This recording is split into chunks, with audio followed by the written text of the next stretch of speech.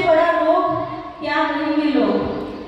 तो अब ये रोग जब एक स्त्री के ऊपर हावी हो जाता है तो तिल खुद ही डिसाइड करना, खुद ही अंदर मरना शुरू कर देती है, खुद ही डिसीजन लेना शुरू कर देती है। अरे यार, अब मारवाड़ी में जैसे अपने राजस्थान में, अरे मैं पड़ोसी यहाँ कह रही हूँ तो वही हो जाएगी है, हमारे बाबू से यहाँ कहती हूँ तो, दादी से यहाँ कहती हूँ तो वो हो जाए वो हो जाए। तो ज्यादातर हम ये चीजें सोचते हैं कि नहीं, क्या मैं गलत कह रही हूँ या सही कह रही हूँ। एक बार कोई हाथ उठाएंगे, मैं सही कह रही हूँ। Thank you. तो ये जो रोग है, इस रोग से छुटकारा पाने का एक ही जो समाधान है वो मैं आपको बताना चाहूंगी। अपने डरों से मुक्त हो जाइए। वो डर आपके अंदर का है, जो भी आप करना चाहते हैं, जो आपने सोचा है, जो आप बनना चाहते हैं, वो अपने जो साथ में आपका परिवार है उनसे शेयर कीजिए। जैसे आप एक बेटी की बात करें, एक बेटी को माँ बाप बोलते हैं कि तुमको पढ़ाई है, मैंने तो आगे घर जाना, आग लेकर जा कर जाए।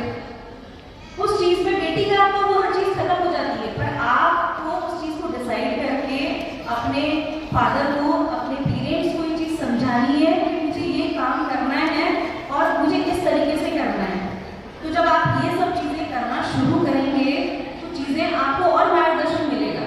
फॉर एग्जाम्पल, अगर आप ससुराल में हैं तो ससुराल में भी आप अपने पति से और अपने सास ससुर से भी ये चीजें कह सकते हैं कि भाई मुझे ये चीजें करनी है। नहीं कर पाएंगे, आज सपोर्ट नहीं कर रहे हैं, कल करेंगे, पर देखिए रुकने से तो चीजें सॉल्व नहीं होती। जैसे आपने फरमाया कि जो दिक्कतें हैं वो मुझे लगता है हमारे अंदर ही है। तो आप सबसे पहले अपने डरों से मुक्त होइए। अपने डरों से मुक्त होंगे तभी तो चीजें आगे कर पाएंगे। आपके डर ही मुक्त नहीं होंगे तो चीजें आगे चलेंगी कैसे। आज आप एक बात बताइए, आप थोड़ा और पहले जाइए तो महिलाएं पर्दे के रहती थी, आगे आती नहीं थी, चीजें बोल नहीं पाती थी। आज हम घर से निकल रहे हैं, बोल रहे हैं कि आगे बढ़ रहे हैं। आज महिलाएं वहां नहीं है। आज अंतरिक्ष में मतलब आगे से लेके और नेवी तक में महिलाओं ने अपना लोहा मनवाया है। और गणतंत्र दिवस पे जो मातृशक्ति ने प्रदर्शन किया है वो इतिहास में नाम चला गया है। तो वो चीज को कर पाया।